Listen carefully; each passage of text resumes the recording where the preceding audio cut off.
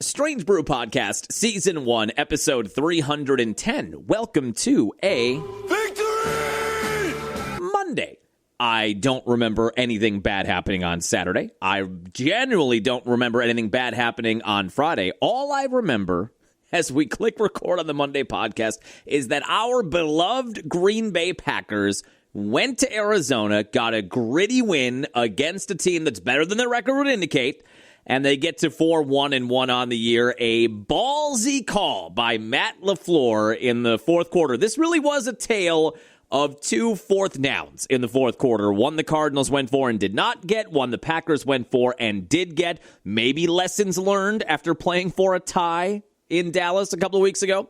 And the Packers get a 27-23 win in Arizona. And a coming out party for Micah Parsons, who has been good, even though the sack numbers, which we discussed on Friday, maybe aren't where a casual fan would want them to be heading into Sunday. 2.5 sacks on the year. Well, that's up to 5.5 now. His first ever 3-sack game, and he impacted that game all day long. A couple of penalties that maybe weren't the best. There were penalties all over the place, some undisciplined football. But the Packers get the job done on the road and get to 4-1-1 on the year. And now you head to Pittsburgh. Are there any narratives you can think of that are going to be talked about all week long as it relates to the Packers playing in Pittsburgh on Sunday Night Football? Two historic franchises, tons of Lombardi trophies and division titles and all that kind of stuff. There must be some other plot that we could go over heading into the Sunday matchup in Pittsburgh.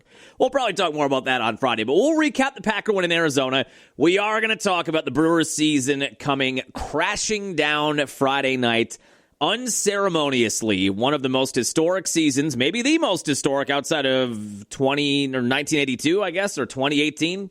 It comes to an end ugly in LA with a sweep at the hands of the Dodgers. The Shohei Ohtani game in Game 4, he finally woke up. We've never seen anything like that. I was going to say, I've never seen anything like that. Nobody's ever seen anything like what we saw in Game 4. And we'll play a couple clips maybe. Yelly talked to the media. Durbin talked to the media. Pat Murphy, of course, talked to the media after that loss on Friday. The 97-win Brewers are out, and the Dodgers now await the winner of tonight's Game 7. We've got a Game 7 tonight. Mariners and Blue Jays in Toronto, and the World Series gets underway on Friday. We'll talk a bit about the Badgers. Actually not horrible, I guess, losing 34-0. I thought it would be way worse. I do think Ohio State throttled down in the second half. But another week where you don't score a point, not going to win many games like that. And there are rumors that maybe Luke Fickell is not done in Wisconsin. I don't know how that's possible, but that was the prevailing rumor all over Badger Twitter on Saturday. We'll also hit on the Bucks as they get set for their season opener. Chris Middleton and the Wizards in town Wednesday night. I thought some interesting comments from Giannis after the intra-squad scrimmage on, I think it was either Saturday or Sunday. Sounding defiant, sounding really hopeful now about this young roster, and it got me going. We'll talk about that, too, at the end. Let's go. On the ground, a chance here. Durham to Hardy, to first, hit time! Yes! The Brewers win! Yes! Here comes Melvin to the 25, to the 20, Gordon 15, 10, 5, touchdown! Wisconsin, record-breaking run! Morgan, a smash up the middle, base hit to center! Here comes Gomez, around third, a throw, and the Brewers win! Here's the snap, he looks, he throws, it's complete interception, and there is your Super Bowl dagger! Booker the drive, gets inside, leans in, knocked away and stolen by Holiday! Phoenix has to foul, on a pinnacle ball, throws it down! Swinging, fly ball, in the right center, Broxton is there, and they're the champions! They have done it! It's been a 50-year journey. Wisconsin, we've got a room at the top of the world tonight. The Milwaukee Bucks are NBA champions. Yeah, welcome in on a Victory Monday. We had a cool, crisp start out there this morning. 39 degrees in Sheboygan as I got in at around 3:30 or whatever, 4 o'clock in the morning.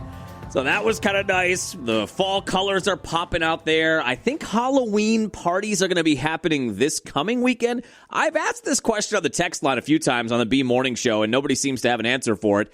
I don't know. I think it is still going to be this weekend. All the bar costume parties. It's been a long time since I've been to any one of those. The one that I really went in on in college was Ric Flair.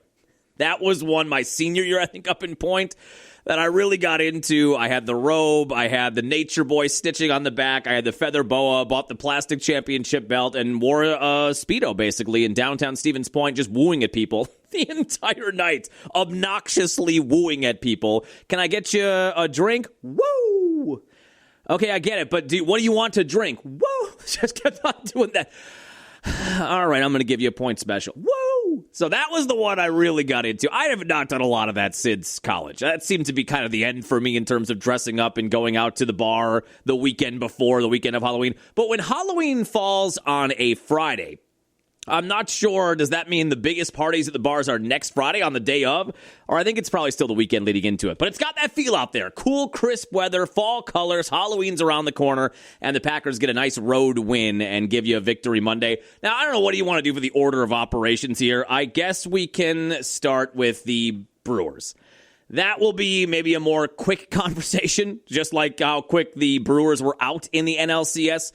And it ends in a sweep on Friday. I know we talked in the Friday podcast about maybe you can get one here. I think that was my plea on Friday, on the Friday morning podcast. Please just get one.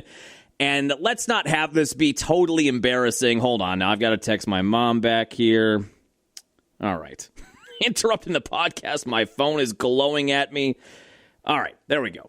Mom's doing a cookie drop, everybody. That's a live text on the podcast. We'll edit that out in post.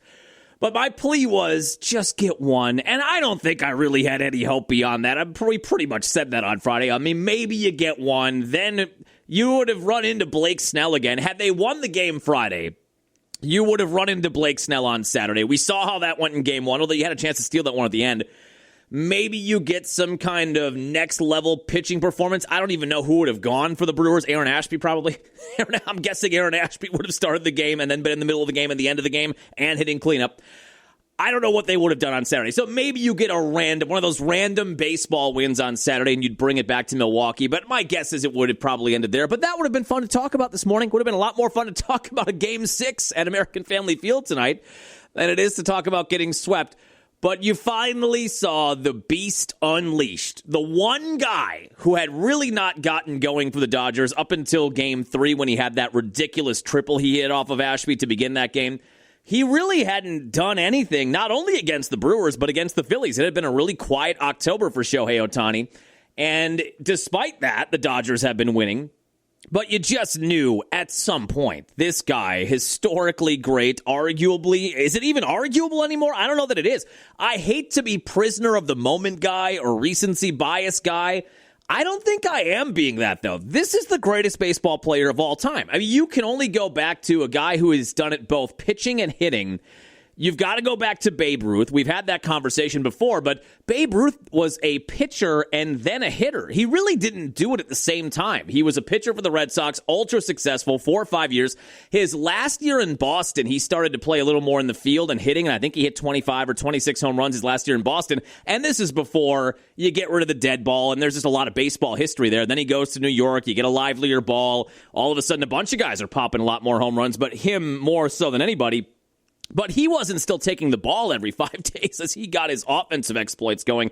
So we've never seen anything like this, like what Shohei is doing. There was a year with the Angels, which I'm so happy he's in L.A. for at least this reason. I'm not happy about what happened in this series or what happened on Friday.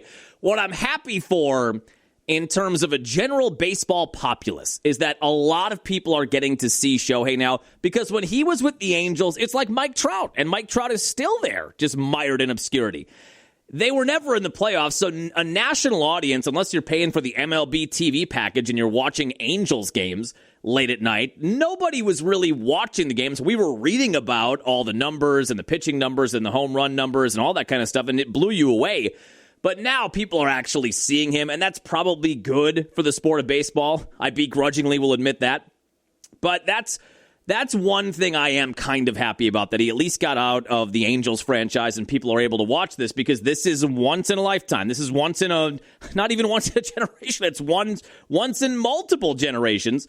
And he was just hidden with the Angels. And now, unfortunately for the Brewers and Brewer fans, he is doing it on a much higher profile the last couple of years. And the signature came on Friday. So you go into that game, and Jose Quintana did get the start. That was the last guy you really had. And maybe we saw why they had been holding him back. Maybe he just doesn't have his best stuff, still coming off of the IL. He had the one appearance in the Cubs series, 3 scoreless innings there. But he got knocked around a little bit, only lasted 2 innings, and Shohei went out there as the starting pitcher. He struck out the side. He did walk Bryce Terang to start it, and I kind of thought, ooh, we got a base runner and nobody out. That's how bad the Brewer offense has been, that a leadoff walk to Bryce Terang on Friday night. I thought, ooh, we've got a rally going. We've got a man on and nobody out. Are you kidding me? And then he struck out the side, throwing 100-mile-an-hour gas, and then his at-bat in the bottom of the first inning, first or second pitch from Quintana or third pitch from Quintana, he hit to the moon. And you just knew in that moment it was done. Any hope you had was gone at that point because the Brewer offense hasn't been able to score anyway. But just the way that set the stage where Ohtani goes out there, strikes out the side, then he hits a home run 2 seconds later.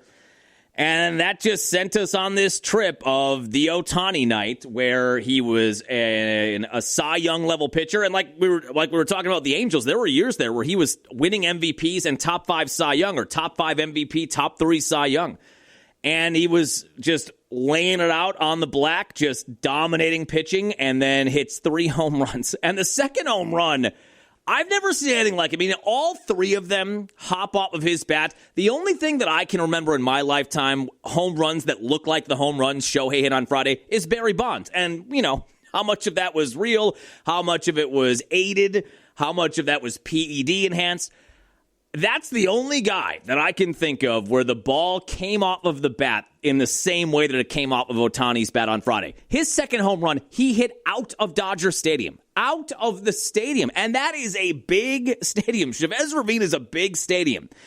And then he went Oppo Taco for his third. It did break my heart a little bit that Brian Anderson, the Brewer broadcaster here, had to be on the call for all of that. And he had to give it enthusiasm. I mean, of course, like we said going into the series, it's great that we get BA.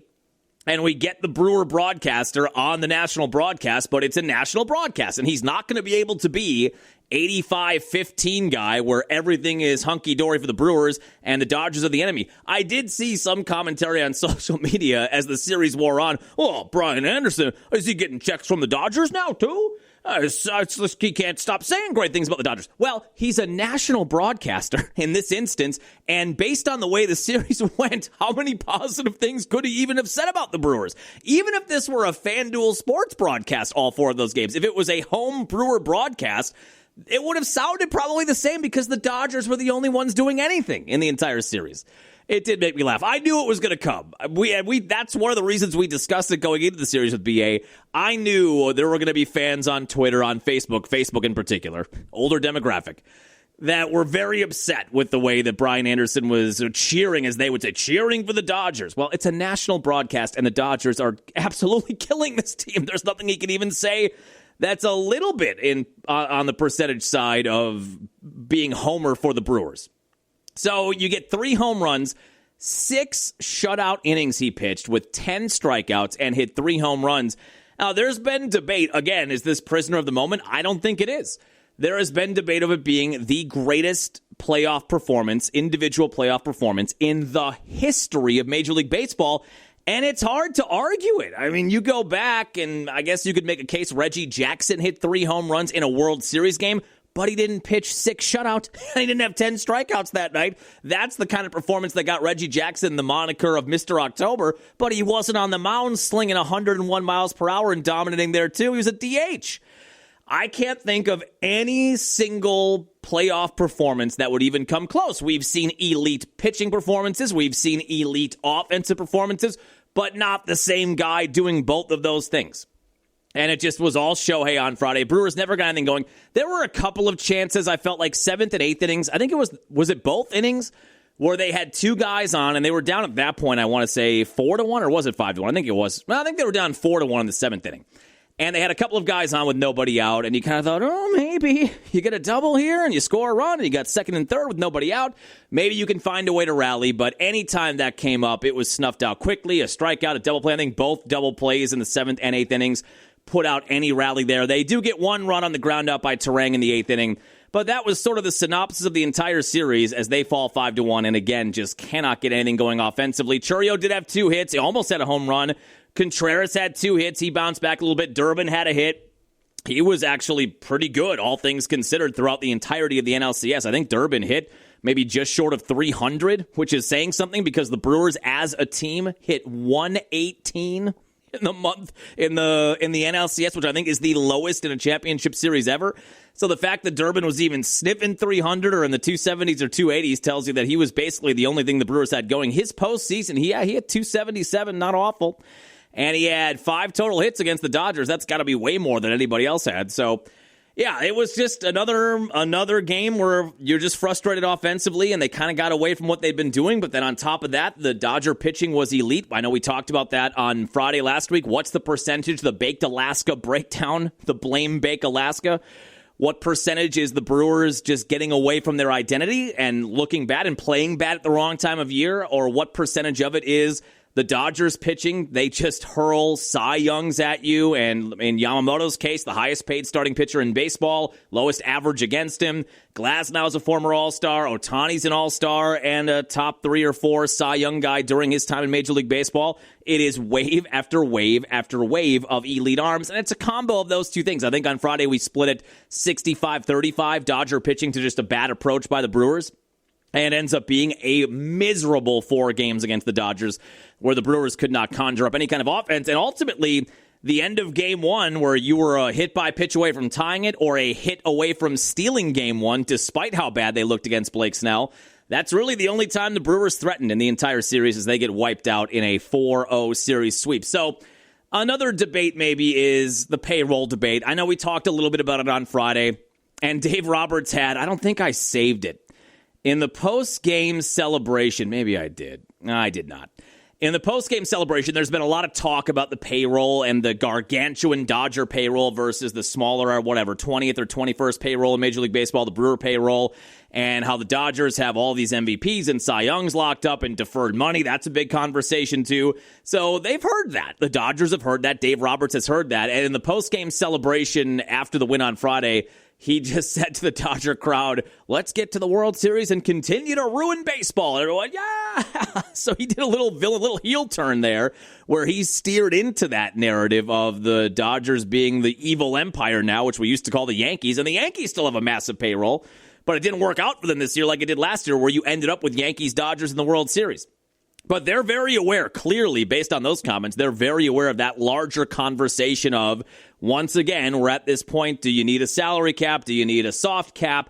Can you have a salary cap with a floor? I mean, there's a lot of stuff that's going to be up for debate when the next labor negotiation happens in 2027. And it kind of feels like we may be headed to our first strike since 1994. Like we talked about on Friday, Jeff Passan and a lot of baseball writers were kind of positioning this series, the smaller market Brewers and the massive market Dodgers, positioning this as a microcosm of a much larger argument where if what happened, the Dodgers roll over the Brewers, it's an argument for a salary cap. It's an argument for more competitive balance. If the Brewers would have won this series, then all the big market teams could have said, hey, small market teams can do it. They did it.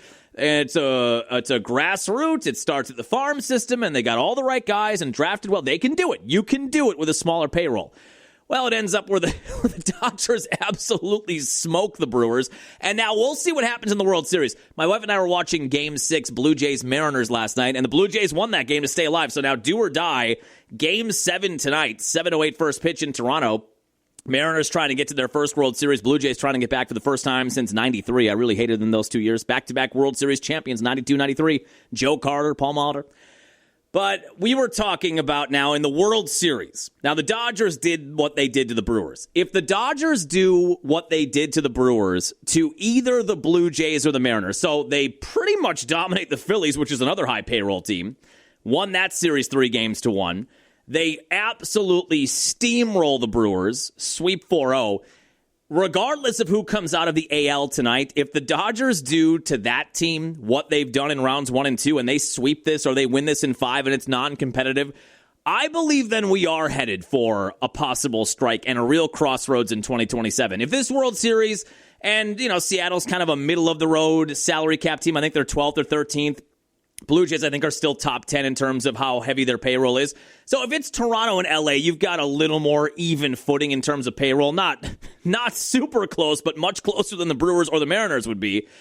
But if you end up with a World Series that goes 6 or 7 games and the games are good, then maybe that gets thrown in the back seat or on the back burner a little bit more.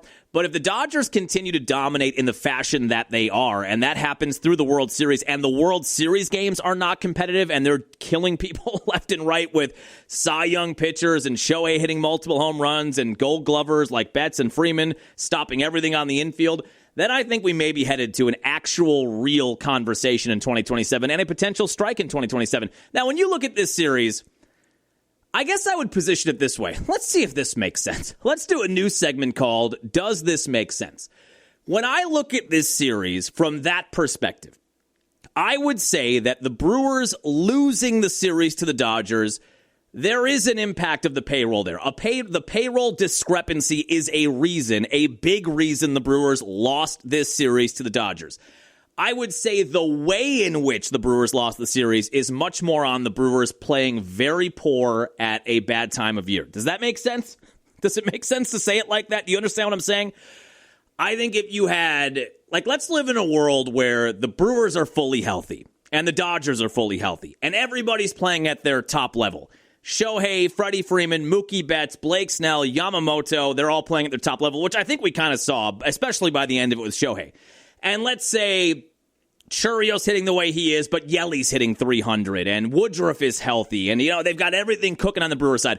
I think if you match those two teams up, fully healthy, everybody playing at an A level, I think the Dodgers win that series in 6 or 7, and maybe 7. And I think that the reason they win it is there is a talent discrepancy. When you have 3 MVPs versus 1 former MVP, when you have Cy Youngs versus no Cy Youngs, when you have experience versus very little experience, my feeling is the Dodgers are going to win that series in 6 or 7.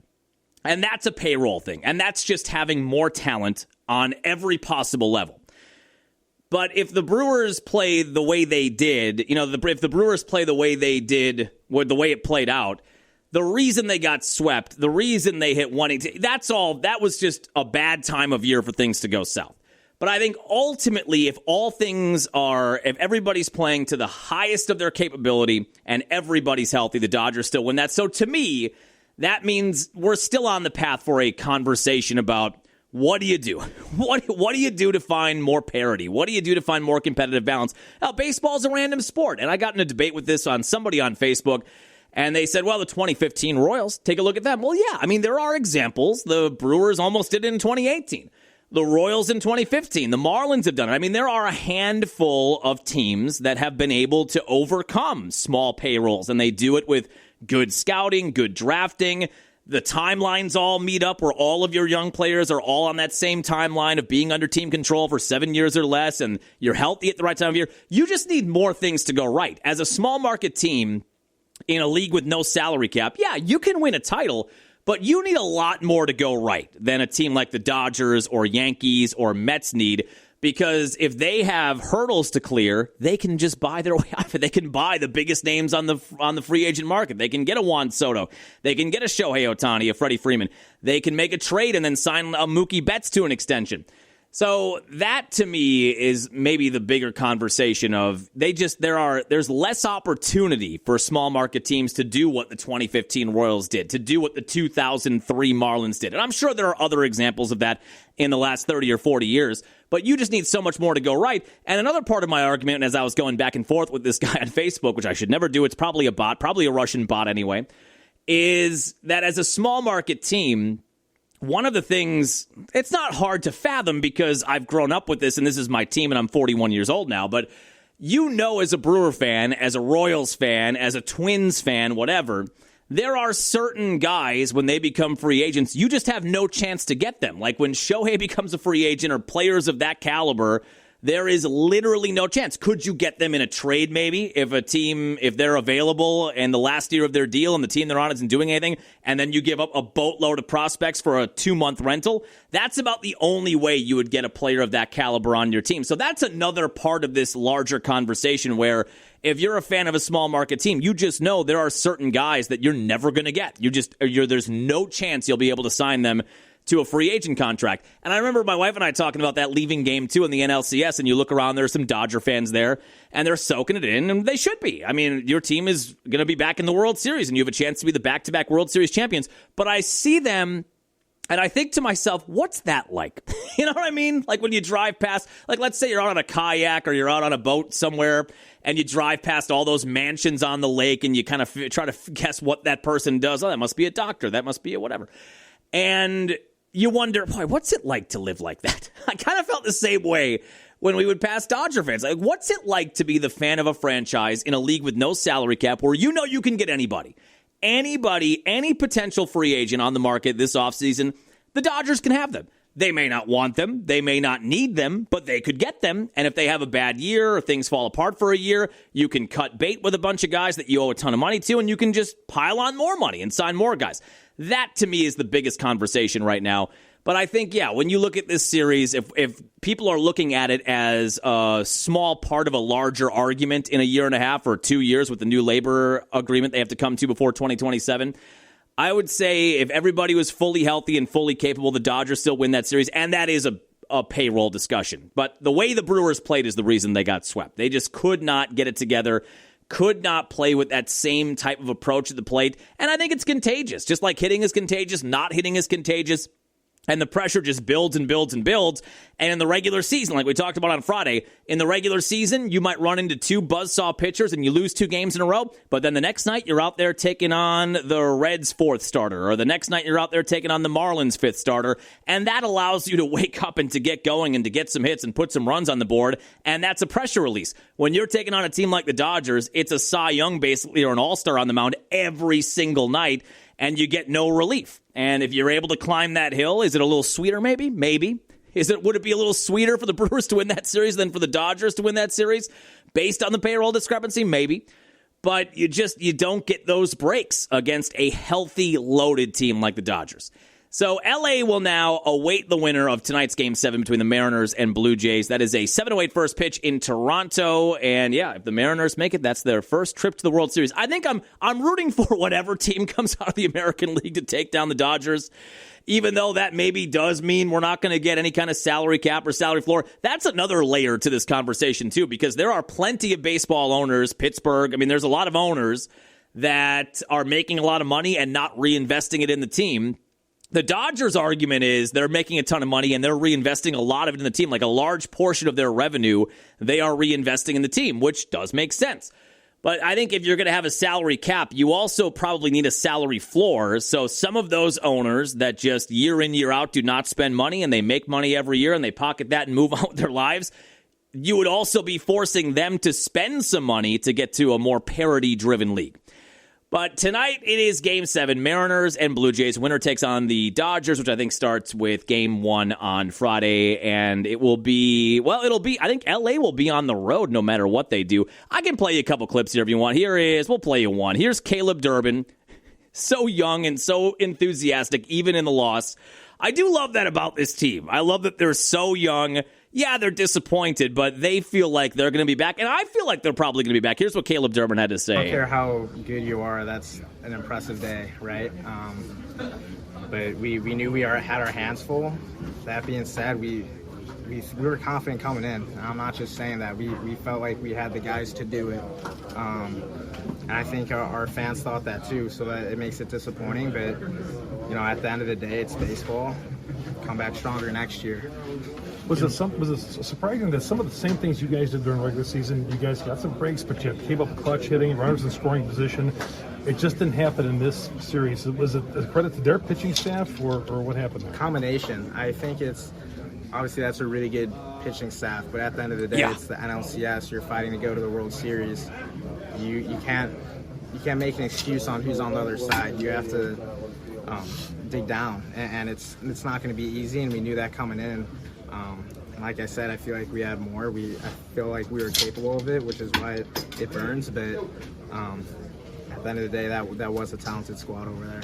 So I do there are some things, even though the NLCS was dreadful, Caleb Durbin, like we talked about, was really good. He's an October riser, a playoff riser. Churio was a playoff riser. Mizorowski was a playoff riser. Despite how ugly that series looked, there were things like that to take from it. And now, like I said, I think they're going to be back next year. We were texting with some of my buddies after the thing ended on Friday, and unless something crazy happens, and like we said, baseball is a very random sport, so maybe something will happen where they get derailed for a year. I don't know, but this team is so young and so talented, and they've got the best farm system in baseball. It does feel like next year they're probably going to be a 90-win team, and they're probably going to be a wild card team or a division-winning team, and they're going to find themselves back in October again. The biggest question for the Brewers this offseason, at least as I can tell right now, is going to be what to do with Freddie Peralta, because those rumors already started. The second that game ended on Friday, I think by Saturday morning, there were already rumors on baseball Twitter, on MLB trade rumors, that the Brewers will be fielding calls. They will take calls on Freddie Peralta. Freddie Peralta, as we've been over this year, tremendous year. He was fine in the playoffs, not dominant, but fine. He was sensational. 17-6 record, 200-plus strikeouts, a WAR of 5.7. He is going to finish top 5, maybe even top 3 in the Cy Young category. And look, you can say to me, and I can feel you saying it right now, and there's a part of me that believes what you're saying. You can say, John, I have eyes, okay? Freddie's good. Freddie's very good. And the numbers are great, and top 5 Cy Young, top 3 Cy Young, whatever. I know what I know. I know what I can see, and this guy is not a legit number one. Some fans are going to say that. But the bottom line is he put up number one numbers this year. He is owed $8 million for next year, and then after that, he's a free agent, and he's going to make a lot of money on the open market. So the Brewers have to decide, like they always have to do with these players, like they did with Willy Adames going into last year, like they did with Prince going into his final year in 2011, like they did with Corbin Burns going into his final year 2 years ago.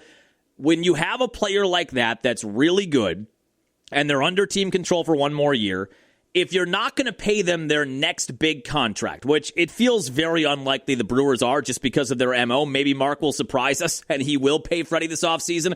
And I think Freddie would maybe take a little bit of a hometown discount. Not a big one. This is going to be his first big contract. But maybe because he loves Milwaukee, he loves the coaching staff, he loves Murph, he loves the fan base, maybe he takes a little bit of a hometown discount. That would be a surprise to me. He is probably in line for a $100+ million contract over a 4 or 5 year deal for his next contract. So the Brewers have to determine whether or not they're willing to pay that for Freddie. And that's a lot of money for a small market team. And if you don't consider him a number one, even though the numbers would indicate that, then that's a lot of money to pay for a number two, especially if you are a small market team.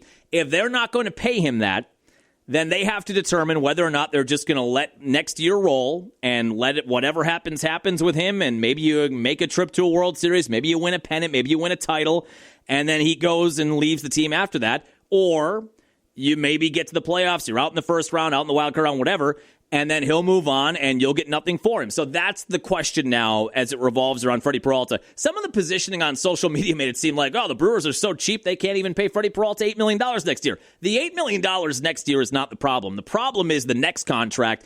And do you want to get something back for Freddie if you're not going to pay him the 100 or 110 or 120 over the course of a 4 or 5 year deal? That's what they have to figure out. Now with Corbin Burns entering the final year of his deal, they knew they weren't going to have the money to re-sign him, so they traded him, and they got Joey Ortiz. They got light-hitting Joey Ortiz, great defender, light-hitting Joey Ortiz, and they got DL Hall back in that deal, and he's been okay out of the bullpen. I don't know how big of a return on investment you got there, but you got some guys. You got a very good defensive shortstop. You got a left-handed maybe starting pitcher, maybe a relief pitcher. We'll see how he lines up in year 3 in Milwaukee.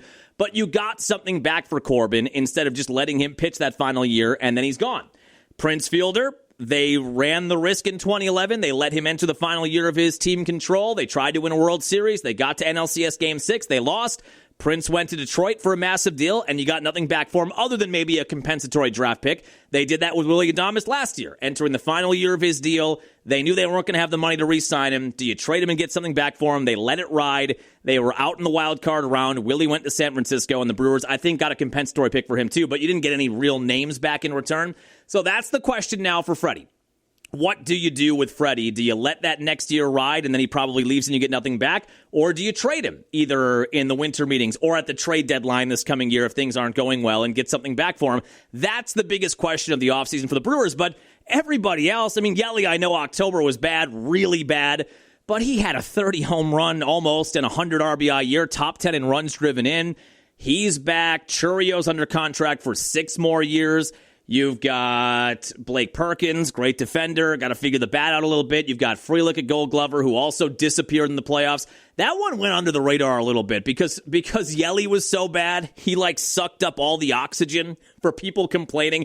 He became the exhibit A, B, and C of the Brewers' offensive difficulties in the playoffs. He took the most heat, but Frelick was also bad. Terang was also bad in the NLCS and in the playoffs overall outside of the Game 5 home run against the Cubs. But all those guys are back and under team control for many years. Frelick, Terang, Ortiz, Contreras is still under contract for 2 or 3 more years. So most of your team is going to be back. And you look at that pitching staff, now with the way Mizorowski looked in October, you figure he is going to be a bona fide starter going into next year. There aren't going to be, I'm not sure there's going to be no speed bumps, but he is going to be a starter. Chad Patrick seemed to be a playoff riser, although Ohtani got to him on Friday night, but whatever, that's Ohtani. He's a guy who had a really good year. Quinn Priester had a good year. He's under team control for 5 more years. Robert Gosser's on his way back. He was not good in the playoffs, but he was in a tough spot. Just came back to the team at the end of the year, coming back from Tommy John. Remember, before this year, Gosser was the Jacob Mizorowski. Not the same stuff, but he was the number 1 pitching prospect, and he had a 3-0 record in 5 starts before he hit the IL with the Tommy John surgery. Logan Henderson, who had some really good spots this year for the Brewers before he got hurt, he's going to be back. So if you decide to trade Freddie, I think you have the young arms to replace him. It's going to take a little bit, I would think, before you get a guy that's going to win whatever Freddie won, 17 games this year. You need to have a little seasoning out there, but they've got a lot of good young arms, and basically everybody else is under team control. And the Brewers have a proven system at this point, a way to win 85 to 90 games every year and find themselves in a battle for a playoff spot or a division title. And I assume they're going to be back next year. But Freddie's the biggest question for the Brewers heading into next season, as their season came to an end on Friday night. Unceremoniously came to an end on Friday night.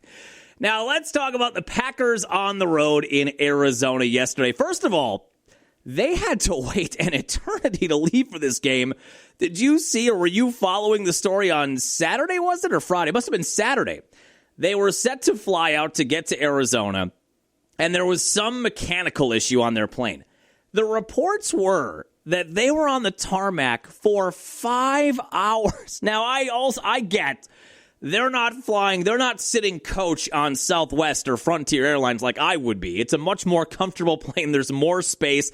I'm sure they weren't battling for Wi-Fi signal. They had ways to eat up that time. But 5 hours on the tarmac on Saturday, that is a brutal start to a road trip. That is, I'm trying to think of the longest I've ever been just sitting on a tarmac, either getting set to take off or trying to deboard. I think the longest my wife and I forget what airline we were on. I think the longest we had to wait to take off once was 90 minutes or maybe 2 hours. We were waiting for some de-icing or whatever situation that had to happen. And we were waiting what felt like forever. I know we've maybe said this before, every second on the tarmac feels like a minute. Every minute feels like an hour. So I cannot imagine 5 hours. And then, athletes and teams are they're very schedule-oriented, very routine-based. So you've got an idea of when you're going to be in Arizona, when you can get your workout in, when you can get your nap in, when you should eat and all that stuff. So that threw them off right from the beginning, I would think.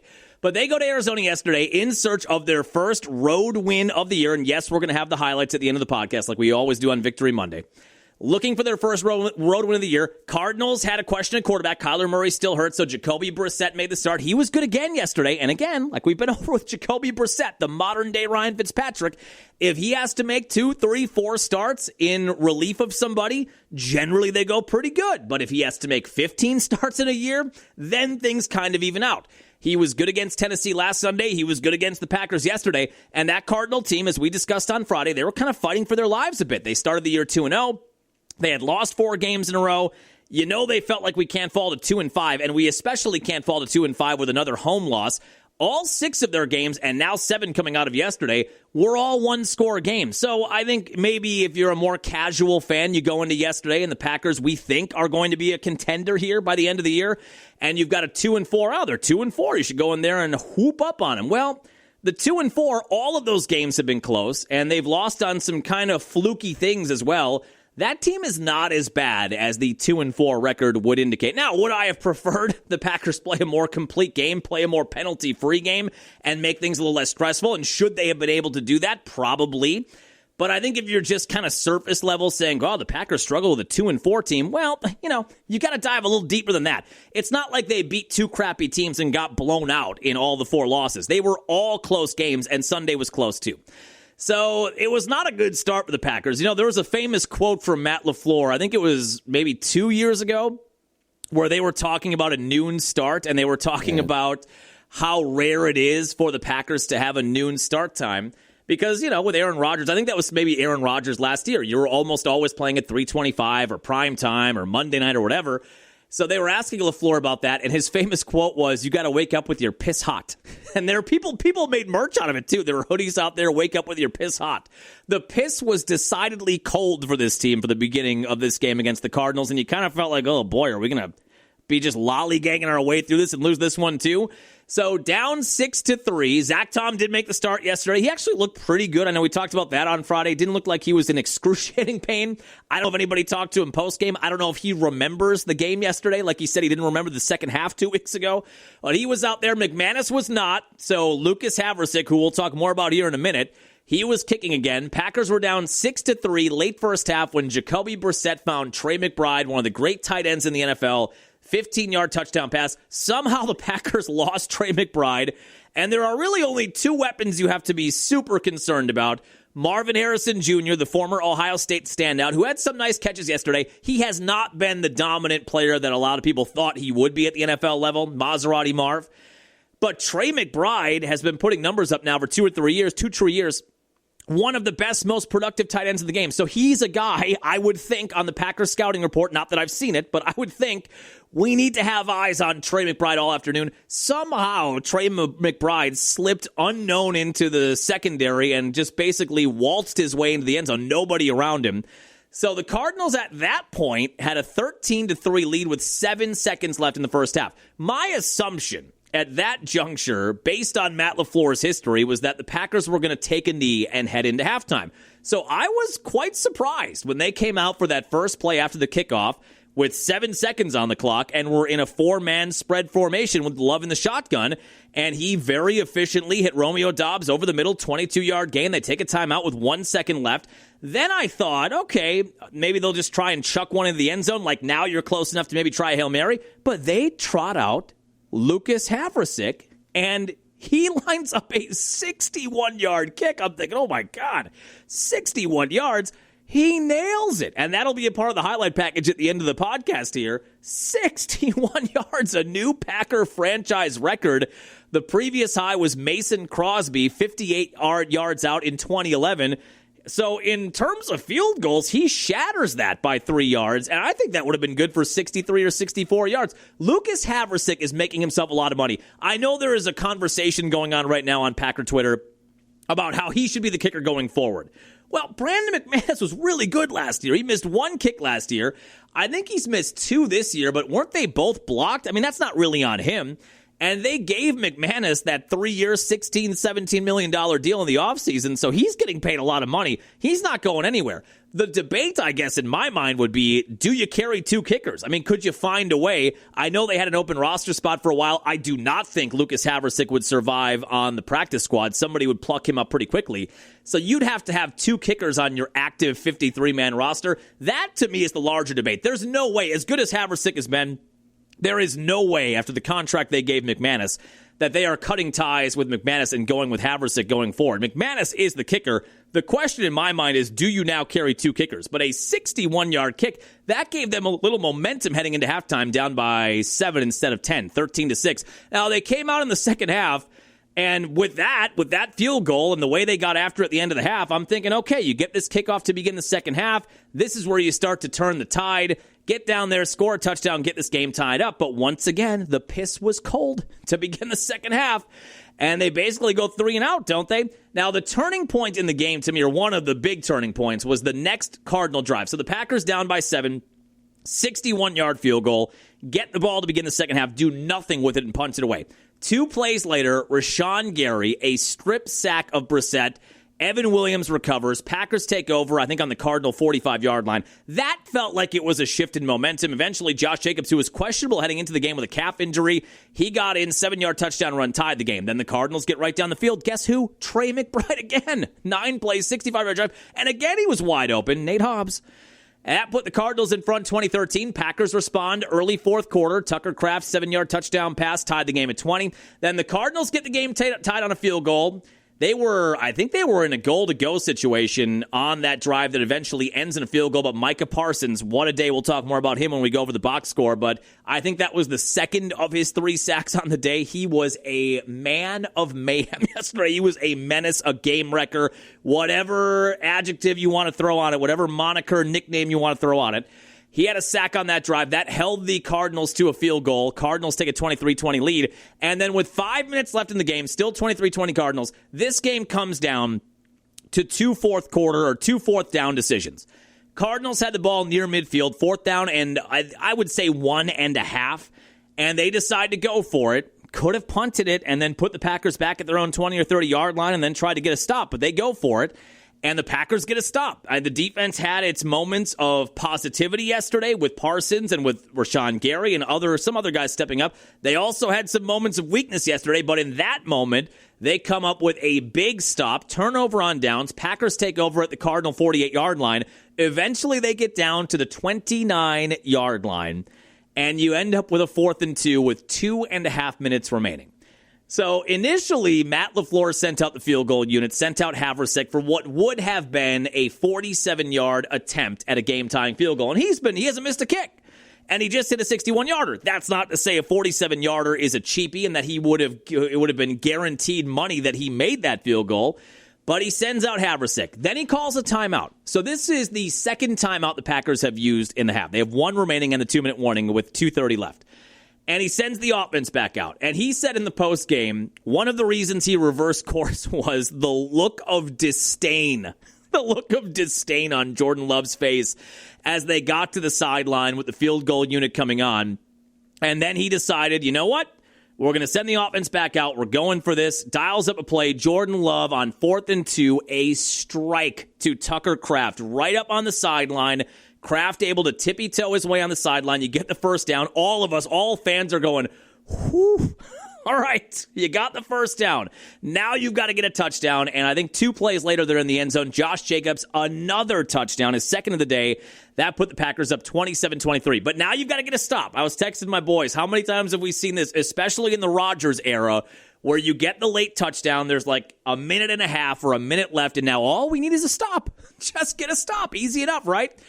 Cardinals do get down the field. They got down to the Packer, 30 or 35-yard line. Micah Parsons, again, comes up with his 3rd sack of the day. That's the Tootsie Roll, a 1, a 2, a 3.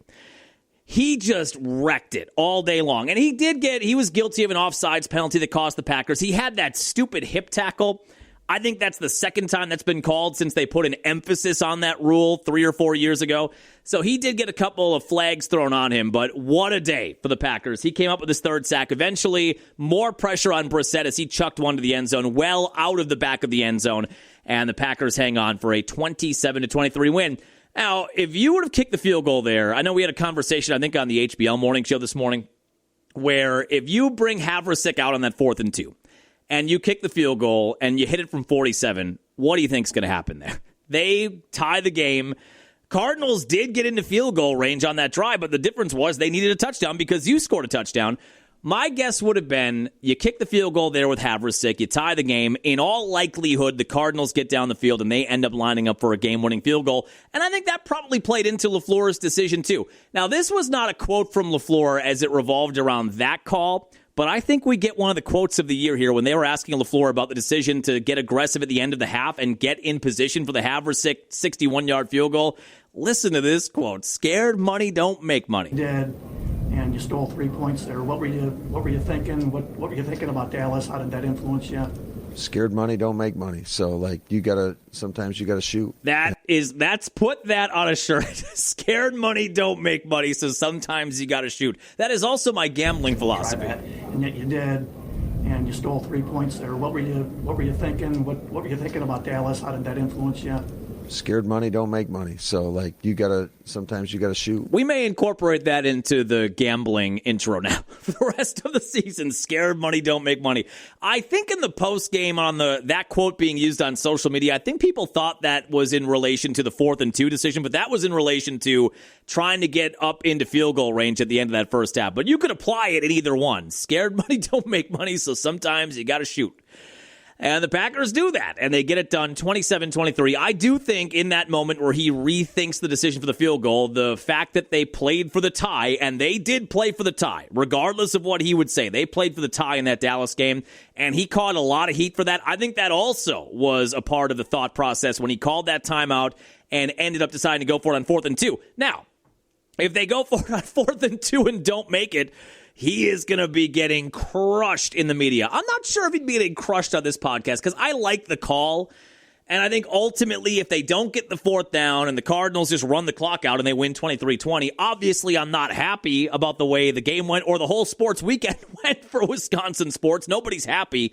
I'm not sure I'm crushing him, but he would be getting crushed if they do not get the first down there. It's a turnover on downs. And at that point, like I said, you had just used your second timeout to make that decision.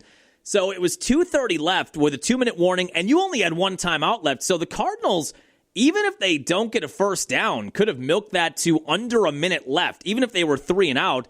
And then maybe you get the ball back with 45 seconds left. And I guess you'd only need a field goal to tie it and go to overtime. But they were in a pretty precarious position there because they only had one timeout and the 2-minute warning left. If the Cardinals get one first down, like if you don't get the first down and they get the ball back, if they get one first down, 10 yards, that's the end of the game and you lose 23-20. So that was a Onions double order call, a Bill Raftery Onions double order call for Matt LaFleur, and it ends up coming up Snake Eyes for him. Is Snake Eyes good?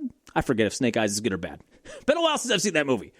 But they get the 27-23 win. They get their first win of the year. Now let's take a quick lap through the box score.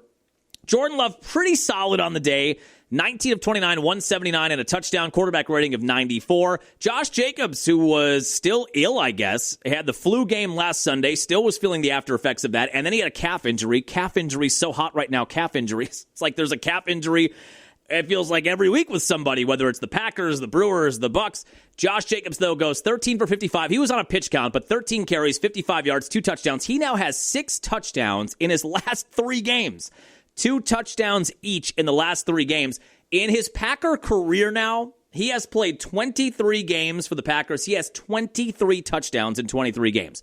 Receiving-wise, Romeo Doubs, super steady.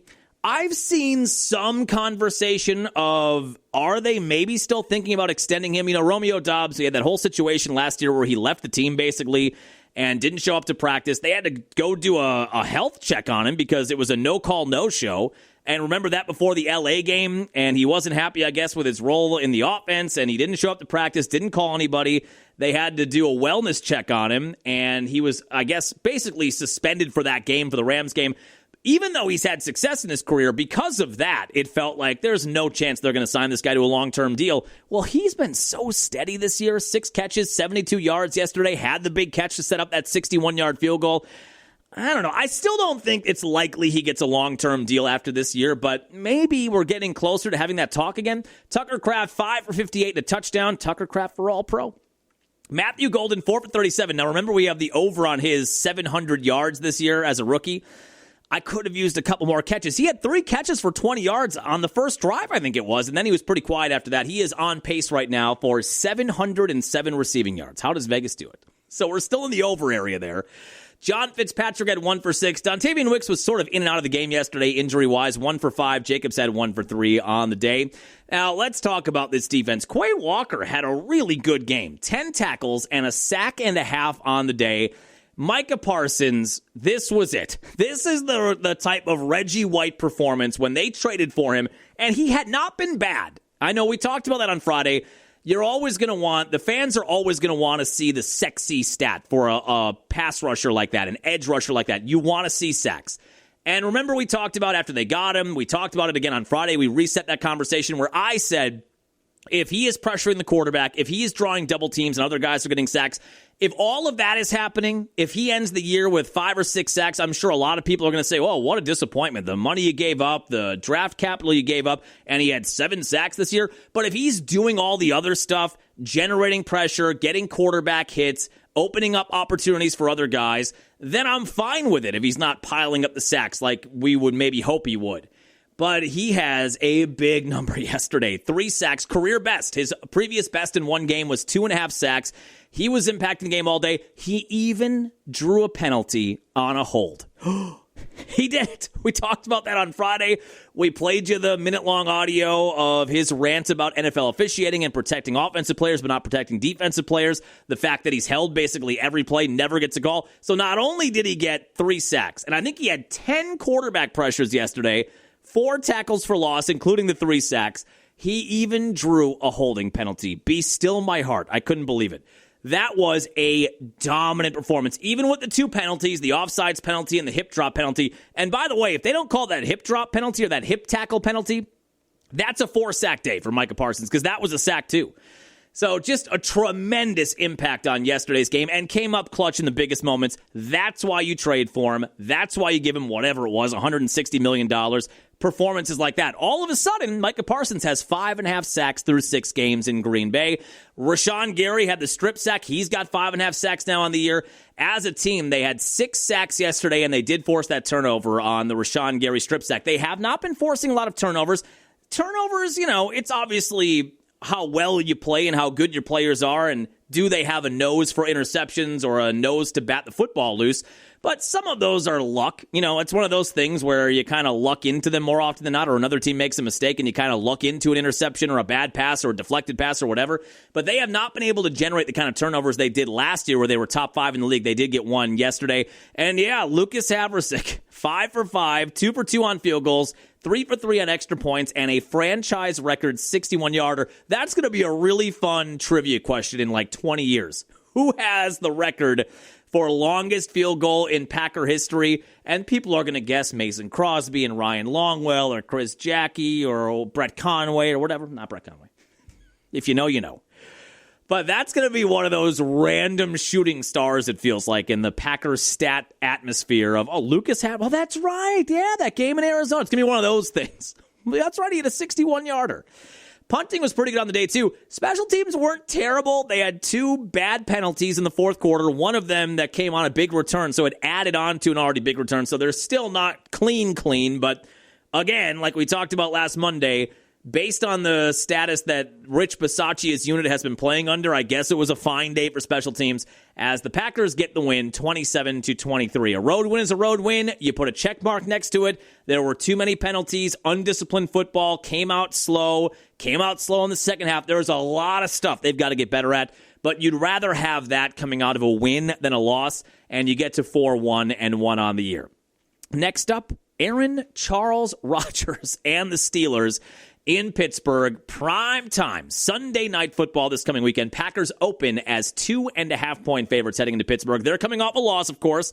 The battle of Flacco and Rodgers, the 2 40-year-olds dueling, and the battle of brittle bones. And they are 4-2 heading into that game. They are still in first place by a game and a half in the AFC North. Going to be a really interesting week lead up, and a lot of, I'm sure, very interesting commentary from primarily Rodgers, I would think. My guess is most Packer players are going to be, we don't really care that much. It's about the team and not Aaron Rodgers, and most of us weren't even here now. I mean, we're now 3 years removed from Aaron Rodgers being the starting quarterback for this team, and I would guess 40 to 50% of the roster, maybe even more, wasn't even here when he was here. So I'm sure Packer players will deflect. Maybe LaFleur will have something to say about it, maybe not. Rodgers will probably have more to say than anybody. But that will be one of those highlighted matchups. That is coming up on Sunday Night Football in Pittsburgh. Let's take a quick lap around the NFL. We had the Rams squash the Jaguars in London. How about Devontae Adams? 2-touchdown day. Matt Stafford, 5 touchdowns, 35-7. Bears took care of business at home. Have they won 4 in a row? 27-14. I think, they've won 4 games in a row. They started 0-2, beat Dallas, beat Vegas, bye week 1 at Washington, that last second field goal, and now 1 at home against New Orleans. For the Bears fans in my life, that was kind of a big game where the Bears were 3-2, starting to feel good about themselves. They were 6-point home favorites. Can you win the games at home that you're supposed to win? It would have been a very Bears thing to lose that game at home to the Saints, but they win, and they're 4-2, and they're looking like they might be a real deal in the division. Browns got to win over the Dolphins. I have no idea how Mike McDaniel is still a head coach. 31-6. Browns get to 2-5 on the year. Patriots beat the Titans. Mike Vrabel's return to Tennessee, 31-13. Drake May had a big day. This is good news for my Mike Vrabel Coach of the Year bet. Also, that Bears win is a good news for my Ben Johnson Coach of the Year bet. Chiefs all over the Raiders, 31-0. They're all of a sudden 4-3. Eagles beat Minnesota, 28-22. Vikings maybe found a way to stop the tush push. Did you see that? Where they put one of their defensive linemen, they put on the ground perpendicular or parallel to the yard lines, and they used him as kind of a trench, and then that stopped it, I think, once or twice. But the Eagles get the win, 28-22. I don't think I'd want to be the guy on the bottom of that, but somebody's got to be. They're going to expect one of us in the wreckage. 28-22 loss. Vikings fall to 3-3. Eagles 5-2. Panthers and Jets, yuck. 13-6 win for the Panthers. They're 4-3. Jets 0-7. Game of the day, Broncos and Giants. My Broncos, who we have to win the division. We have them over 9.5 wins. We have a futures bet on them to make the playoffs. I am as invested in Denver as I am with anybody, maybe more so. And they're 4-2 going into yesterday, but this is one, even though the Giants are playing better with Jackson Dart, who looks like the real deal and looks like he's going to win Offensive Rookie of the Year if he can stay healthy, and Cam Scatterbo, and they've got a lot of good, young, enthusiastic players there now. That's still one, though, where you're 4-2, the Giants are 2-4, you're at home. For my purposes for Denver, to make the playoffs, to win the division, to hit the over, that's one you've got to get. They were down 26-8 or 19-0, and then 26-8 early fourth quarter. Broncos scored 33 points, all in the fourth quarter. Every point they scored was in the fourth quarter. I've never seen a number like that. When you look at the quarter breakdown and the points by quarter, I've never seen that. And then the Broncos came back. They took the lead, and you thought they had it. Then the Giants get down the field. They score a touchdown with 30 seconds left. So all of a sudden, it looks like the Giants are going to take it again. But their kicker misses an extra point. I'm telling you right now, if you put Lucas Havrisik on waivers or you put him on the practice squad, the Giants are going to sign him the next day. So that's one of the reasons. If you want to keep him, you're going to have him on the active 53 because there are teams out there, and I think the Giants are probably high on the list, that would pick up Havrisik in a second if he hits any open market. But the Broncos that get down the field with 30 seconds left and kick a game-winning field goal, 33-32. Massive win for me as they get to 5-2, and for them. Colts continue to win. We lost that bet. We had 3 picks on Friday. We went 2-1. We got the Ohio State cover. We'll talk about that in a minute. We did not get the Chargers cover against the Colts. I told you on Friday, the Colts are my Minnesota Vikings this year. I'm just going to keep betting against them, and it's never going to work. Colts win 38-24 handily in Los Angeles. They are 6-1 on the year, and Daniel Jones looks like a Pro Bowl quarterback. I don't know. Cowboys beat up on the Commanders. We had the over on that game. It went way over. I think we had the over on 54. They score 66 points, 44-22 into the Cowboys. Dak is having a massive year. Dak's potentially, I don't know if the Cowboys are going to get the wins they would need to get Dak in the MVP conversation, but he's putting those numbers up. And the Niners got a home win last night, 20-10 over the Falcons. They are 5-2. Good news for my NFC West. Finally got it. NFC West Division Championship future bet. We've got 2 on Monday night. The Buccaneers and the Lions. So I'm going to add something to my card here. I don't know if this is a smart decision or not. Probably not. You should just, if you have a winning week like we did, I went 2-1, so what are we now? 12-10 on the year against the spread. You should never, ever, ever bet on Monday. If you have a winning weekend, you should never bet on Monday. If you have a losing weekend, Monday's the night to try to get right. The Buccaneers are 5-1. I've got the future on Baker to win the MVP. We've talked about that at 13-1, which I think he is now down to like 5-1 to win the MVP. So we got him at 13-1. The Lions are 4-2. The Buccaneers are 5-1. The Lions are 6.5-point favorites. Yes, they're at home. It's going to be a raucous crowd. But the Buccaneers play that team well. Baker plays that team well. They play well in Detroit. I'm not saying Tampa's going to win this game, but with the way that team is playing, with the way Baker is playing, I think it's going to be a close game. I think it's going to be a 3 or 4 point game. So we are adding to the card. We are 2-1 right now for the weekend. We are adding Buccaneers plus 6.5 in Detroit tonight. Put it on the official card. And we've got the Texans in Seattle late tonight for my Texans' future to win the division. They need this in a big way. They're probably not going to win it at this point with Indy going the way they are. But if the Texans win, they will have won 3 in a row, and they'll be back at 500 at 3-3. They take on the 4-2 Seahawks, a late one tonight, a 9 p.m. kickoff.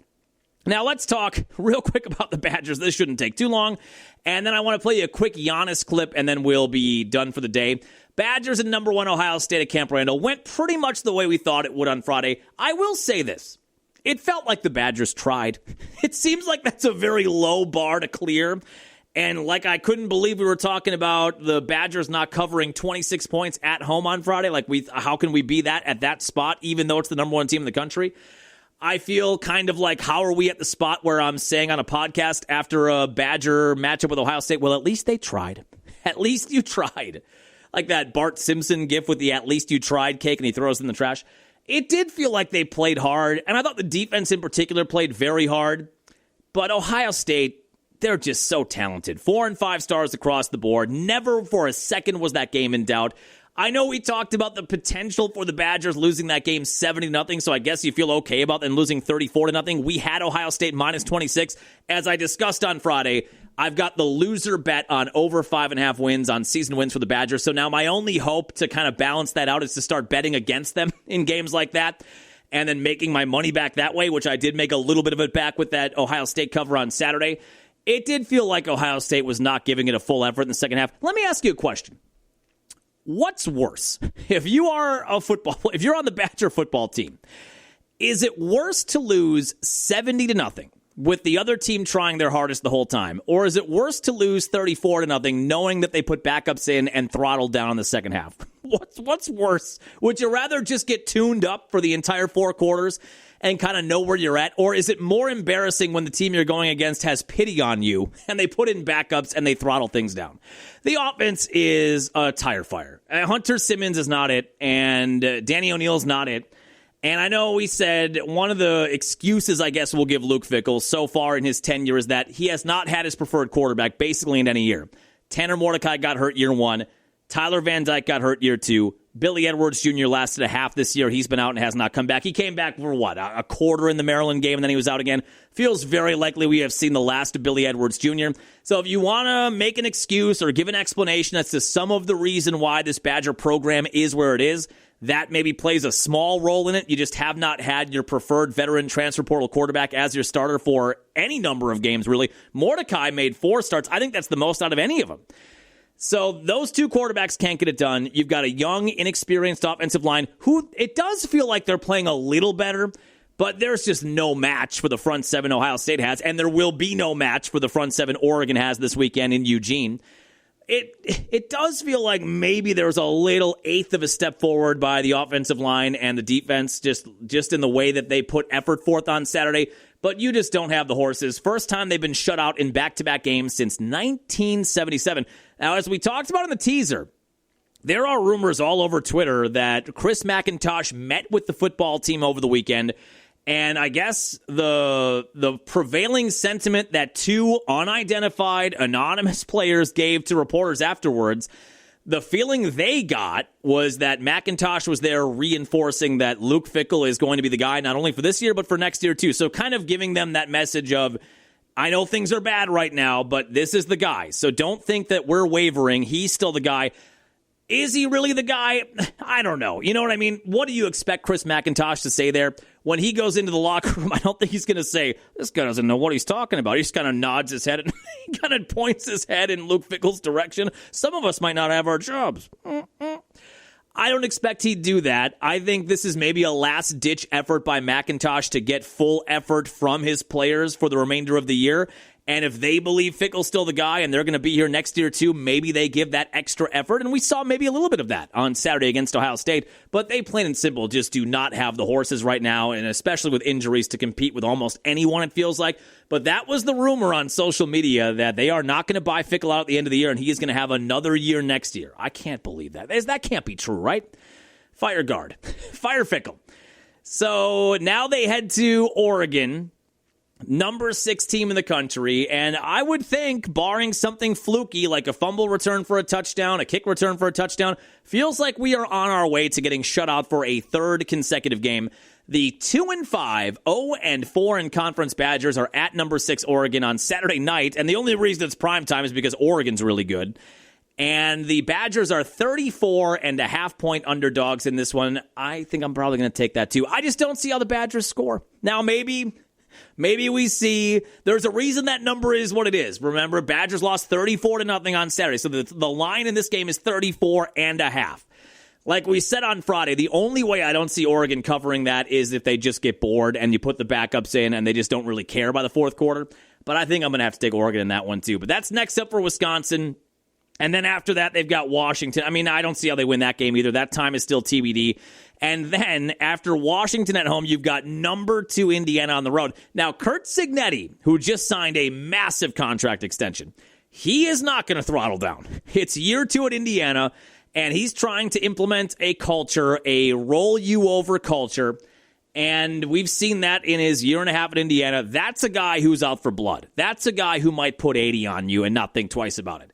Then you've got number 23, Illinois, back in the top 25 before you wrap up for the battle for Paul Bunyan's X. I think that might be the only time. And even Minnesota got a win against number 25, Nebraska, this weekend. I think that's the only way you salvage even a shred of this year is if you win one more game, and that game is for Paul Bunyan's X on the road on Saturday, November 29th. But this is going to be another bloodbath this weekend at Oregon. Let's wrap up on the Bucks. They get started on Wednesday. Season gets started. Oh, I want to play this quick clip, too. Hold on. I've got a Packer clip yet I want to play you. This was a funny moment in the Matt LaFleur press conference. During Matt LaFleur's post-game press conference, Micah Parsons opened himself to media availability. And because he had such a big game, so the person in charge of media in Arizona poked their head into the Matt LaFleur press conference and said, hey, if you want to talk to Micah, Micah's talking right now. And then Rob Demovsky, the lead Packer writer for ESPN, said, well, we're going to look like assholes now if we leave in the middle of the press conference. Here's what Matt LaFleur said. And really happy for our guys. Hey, guys, real quick, Micah's going to do it in the locker room. So if you're waiting on Micah here, it's going to be in the locker room. So then we look like assholes for you. No, you can go. I don't care. Get out of here. Good. He had a career night. I mean, I don't blame you, Rob. I feel like a dick. That's right. So you, Can he say that? Yeah, he did. He did. That was kind of funny moment. All right, let me play you this clip of Giannis. So the Bucks start on Wednesday. As we talked about, I think, on Friday, I am feeling very bullish about this team. I don't know that they're going to be a title contender, but I just like the makeup of it. I like that they're the younger team, one of the younger teams in the league now. I think surrounding Giannis with youthful exuberance and guys that are going to play full on, that have some athleticism, which is something they've lacked with Brook Lopez and Middleton over the last few years, and even Dame to some extent too. I think surrounding him with good young athletes, high levels of energy, this is going to be good for Giannis. Are they going to compete for a title? I don't know. But, you know, the whole conversation has revolved around this maybe being a trial year for Giannis, where if it doesn't work out, if they fall flat, if the Miles Turner-Giannis combo doesn't work, maybe he does ask for a trade at the end of this year. But I love this determination. They had the inter-squad scrimmage on Sunday at Fiserv Forum. And listen to Giannis and this 30-second soundbite at the end of it. He sounds like defiant Giannis, which I love. We're not the favorites. You know, but we're going to be a problem. We're going to be a problem. We're going to be dangerous. The team is set up in a way that is very, very dangerous. We have a lot of shooting. We have a lot of playmakers, ball handlers. We have a lot of defenders. You know, we can switch. We have an incredible big that can space the floor and be a problem defensively. We are set up exactly how you need to set up to make a statement. Now, our goal is Wednesday. After that, stay healthy, and after that, get to the playoffs. You know, be in the playoffs and try to win the playoff series. I feel like he's almost saying right there, and we talked about that. It's almost like he's stating his demands. Let's win. Let's play hard. Let's stay healthy, and let's win a playoff series. I think we talked about that when it came out of when we had the Barkley audio, where Barkley was sort of positioning things as Giannis feeling like he's entitled to compete for a title. And I said, I don't think Chuck was right on that end. I think the part of that clip that I agreed with Chuck on was that the Bucks have done everything they can. The Bucks have emptied the chamber to try to make this work. And I don't think I necessarily agreed with Chuck's take that Giannis feels entitled to a title. My feeling was and is that if this team wins 45-plus games, if this team shows growth, if these guys show growth together and they get to the playoffs and they win a playoff series and maybe they're competitive in the second round, I think that's enough. I think that would be enough for Giannis going forward to say, okay, I can give this 2 or 3 more years or 2 more years and see where we're at. If we continue to grow this way together, if I combine with Miles to make this great front court duo, if Kevin Porter grows and Gary Trent grows and AJ Green continues to grow, I can see it here. We probably have to add a piece or two yet, but I can see it here. I feel like those were almost his demands of, let's win some games. I love the beginning where he just says, and maybe it's hard to hear with Giannis, and it's kind of tough to hear him on a podcast, but where he says, we're not the favorites, but we're going to be dangerous. We're not the favorites, but we're going to be dangerous. And we are well in on the over on 43.5 total wins. Let's get win number 1 on Wednesday. Real quick, here's Chris Middleton. It is going to be Middleton and the Wizards for the opener on Wednesday. You better believe there is going to be a very nice video package for Middleton. Giannis said in his interview that he hopes Middleton is in tears by the end of it. Here's what Middleton had Milwaukee, to say. Obviously a storied history with you there. What are your thoughts going back? It's good. It's definitely a lot. I can't really paraphrase it in just 30 seconds or a minute. But that place has meant a lot to me. It's going to be a special night. It's going to be an emotional night for me as well. But I think it's going to be a fun night all in all. It will be. I think they're going to have a nice video package for him. He's going to get a huge ovation. Bucks opener and the home opener on Wednesday at Fiserv Forum with Middleton and the Wizards in town. Should be fun. All right, we'll get back after on Friday. We'll get you set for Rodgers and Packers coming up in Pittsburgh this weekend. Badgers hit Oregon, okay. And we'll recap the first couple of games for the Bucks season as well as, again, they get underway on Wednesday. Have a happy, safe week. We'll chat with you then. Percent on third down.